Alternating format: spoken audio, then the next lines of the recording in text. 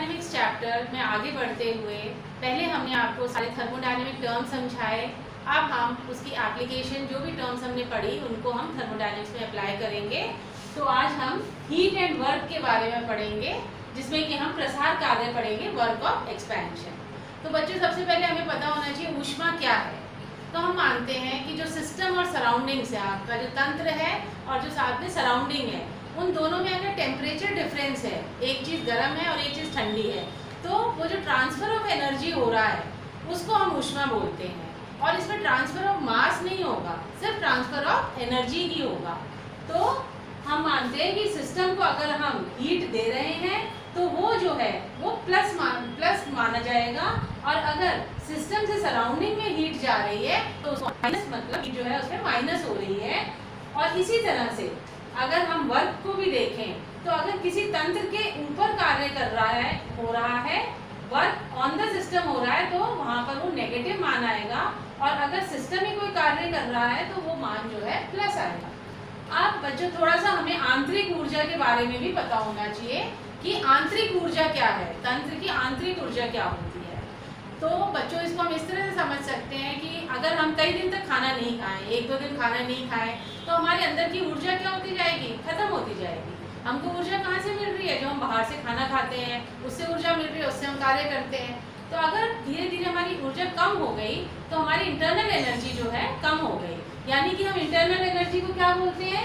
It is the energy without the use of external energy. External energy कहीं उसमें नहीं आ रही है, जो अपने अंदर की जो एनर्जी है उसको हम आंतरिक ऊर्जा बोलते हैं। और जैसे अगर हम यहाँ पर सिलेंडर में गैस भरी हुई है तो गैस के मॉलिक्यूल्स होंगे, तो गैस के मॉलिक्यूल्स की इंटरनल एनर्जी से क्या मतलब है? उसकी कितनी काइनेटिक ऊर्जा है, उसकी कितनी गतिज ऊर्जा है, उसकी कितनी स्थिति ऊर्जा है। अब गैस मॉलिक्यूल्स जो है उसमें जो है आपके न्यूक्लियॉन्स भी होंगे, इलेक्ट्रॉन, प्रोटॉन, न्यूट्रॉन सब होंगे, उनके मध्य आकर्षण भी होगा और प्रतिकर्षण भी होगा। तो इन सब के रिजल्ट से उसमें गुप्त ऊष्मा भी होगी, जो फाइनल ऊर्जा होगी उसको हम आंतरिक ऊर्जा बोलते हैं। तो internal energy is what? It is the work done by the system without external energy. कोई भी तंत्र जो कार्य करता है बिना बाहरी एनर्जी के यूज के, उसको हम उसकी आंतरिक ऊर्जा बोलते हैं। अब हमको बच्चों कैलकुलेट करना है कि प्रसार कार्य हम कैसे कैलकुलेट कर सकते हैं। सपोज ये हमारा तंत्र है जिसमें कि हम एक सिलेंडर ले रहे हैं। सिलेंडर में जो है सपोज 1 मोल गैस भरी हुई है।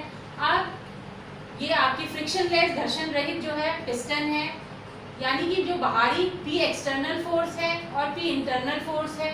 P इंटरनल फोर्स P है, एक्सटर्नल फोर्स Px है।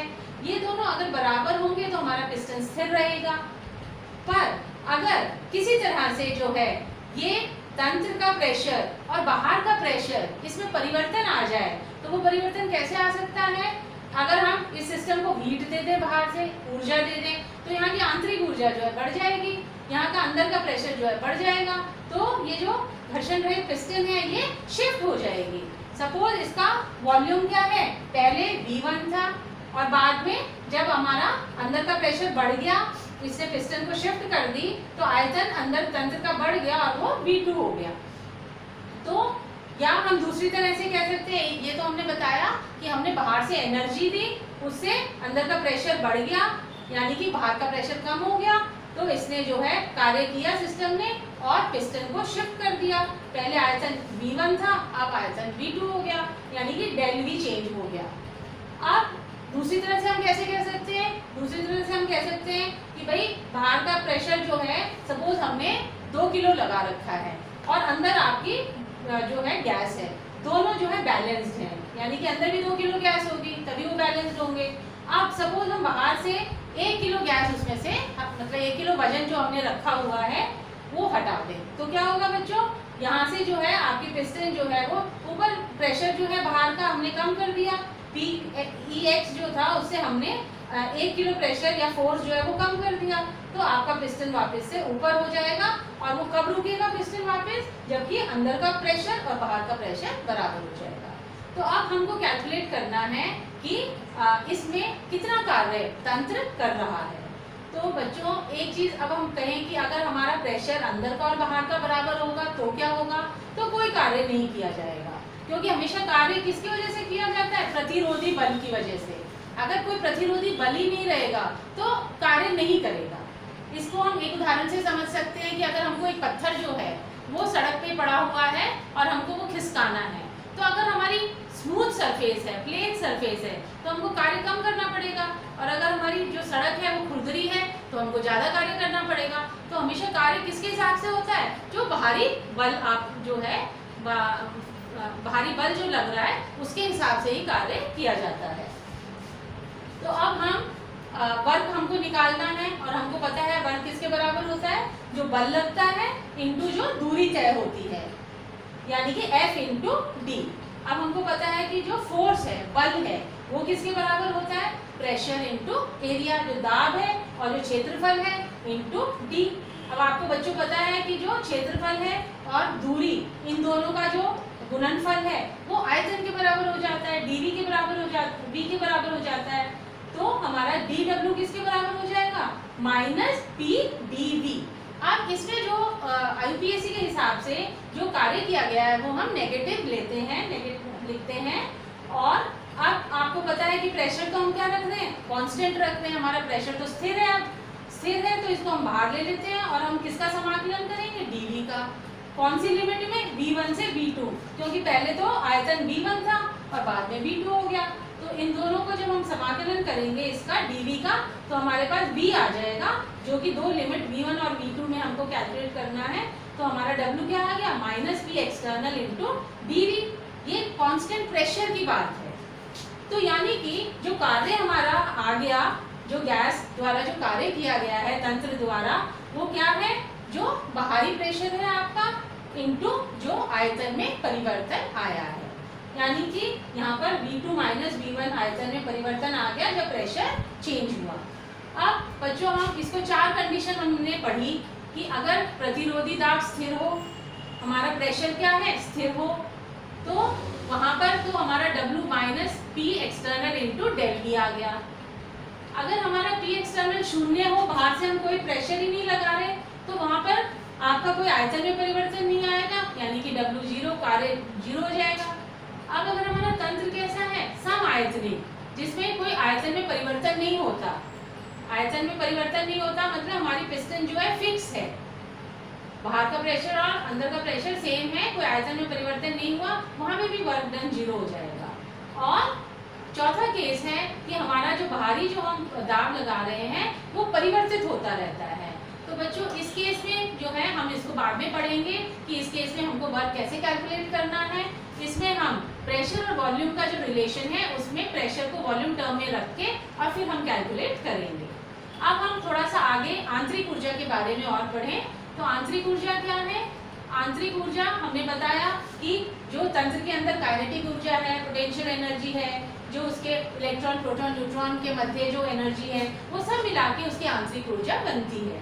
तो अब इसमें तीन टर्म्स, ये हमारा फर्स्ट लॉ ऑफ थर्मोडायनेमिक्स है बच्चों, ये जरूर आपको याद रखना होता है हमेशा कि फर्स्ट लॉ ऑफ थर्मोडायनेमिक्स जो है वो क्या कहता है? ऊर्जा के संरक्षण को बताता है। Energy can neither be created nor it can be destroyed but it can be transferred from one form to another.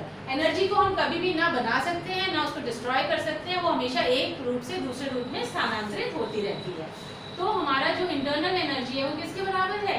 जो हमारा हीट है और प्लस जो हमारा वर्क डन है। अब बच्चों हम पहले भी बता चुके हैं कि दो तरह के फलन होते हैं, एक तो पथ फलन, पाथ फंक्शंस, और एक अवस्था फलन यानी कि स्टेट फंक्शंस। तो यहाँ पे जो इंटरनल एनर्जी है, आंतरिक ऊर्जा है, वो तो क्या है? अवस्था फलन है।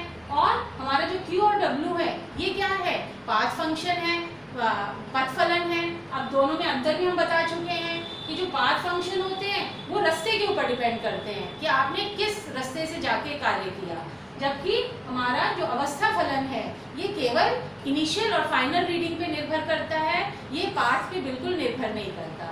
जैसे उदाहरण के तौर पर हमको A पॉइंट से B पॉइंट पे जाना है, एक आदमी जो है सीधा जाता है और एक चक्कर काट के मतलब जा रहा है, तो इसको जो कार्य करना पड़ेगा वो कम इसकी तुलना में। पर अगर हम इंटरनल एनर्जी की बात करें तो इंटरनल एनर्जी जो दो आपकी इनिशियल और फाइनल है E2 माइनस E1, वो हमारी चेंज इन इंटरनल एनर्जी आ जाएगी। वो केवल इनिशियल और फाइनल रीडिंग पे डिपेंड करेगा। वो ये नहीं देख उसमें फर्क पड़ेगा कि आप इधर से गए या इधर से ऊर्जा गई। अब बच्चों इसमें एक चीज हम और बताएं आपको कि कोई भी वैल्यू जो है वो डेल में लिखी हुई है और कोई भी वैल्यू वो बिना डेल के लिखी हुई है। इन दोनों में आपको अंतर पता है। डेल का मतलब होता है चेंज, परिवर्तन, और ये होती है एब्सोल्यूट।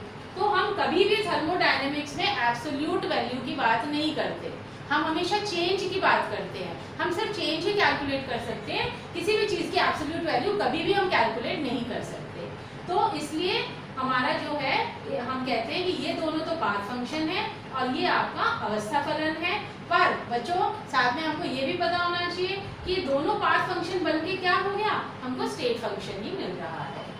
तो ये हमारा फर्स्ट लॉ ऑफ थर्मोडायनेमिक्स है कि internal energy is equal to Q plus W। अब हमने W की वैल्यू कैलकुलेट कर ली, कांस्टेंट प्रेशर पे वो माइनस P डेल V थी, तो ये हमारी वैल्यू आ गई। अब हम अगर इसमें कहें कि भाई अगर वॉल्यूम कांस्टेंट हो तो आंतरिक ऊर्जा के चेंज का क्या मान होगा, तो बच्चों आपको पता है कांस्टेंट वॉल्यूम है तो इसका मतलब कोई शिफ्टिंग नहीं हुई, प्रेशर बराबर है यानी कि कार्य हुआ ही नहीं, तो डेल ई बराबर क्या हो गया QV। यानी कि जब वॉल्यूम फिक्स है, आपने आयतन किसी चीज का फिक्स कर दिया तो वो जो QV है वो किसकी, उसकी आंतरिक ऊर्जा के बराबर हो जाएगी। अब बच्चों एक चीज, एक टर्म थर्मोडायनेमिक्स में हम पढ़ेंगे H। H क्या है, एंथैल्पी। तो आपको जो है एंथैल्पी और दूसरी हमने पढ़ी आंतरिक ऊर्जा, इन दोनों के बीच में डिफरेंस पता होना चाहिए। एंथैल्पी क्या होती है, आंतरिक ऊर्जा प्लस P डेल V। यानी कि ये तो हमने सिर्फ आंतरिक ऊर्जा डेल ई पढ़ी, अब हम एंथैल्पी में क्या बोल रहे हैं कि ये total heat content of the system है। सिस्टम की जो टोटल हीट कंटेंट है उसको हम एंथैल्पी बोलते हैं। यानी कि इसमें आंतरिक ऊर्जा भी आ जाएगी और P डेल V भी आ जाएगा। तो अगर हम वापस से आपका डेली का मान यहाँ पर रखते हैं, डेली का मान क्या है आपका, डेली का मान QP minus P del V हम रख देते हैं प्लस P डेल V, तो इससे आपका del H is equal to QP आ जाता है और ये आपका कांस्टेंट प्रेशर पे हो जाएगा। तो जब कांस्टेंट प्रेशर पे बात कर रहे हैं तो उस टाइम जो ऊष्मा होगी वो उसकी एंथैल्पी के बराबर होगी। तो इस तरह से हमने आपको बताया कि अगर हमने एक सिलेंडर में गैस ली है और उसको कार्य अगर करना पड़ता है तो कार्य किसके बराबर हो जाता है, और साथ में हमने आपको आंतरिक ऊर्जा और एंथैल्पी के बारे में बताया।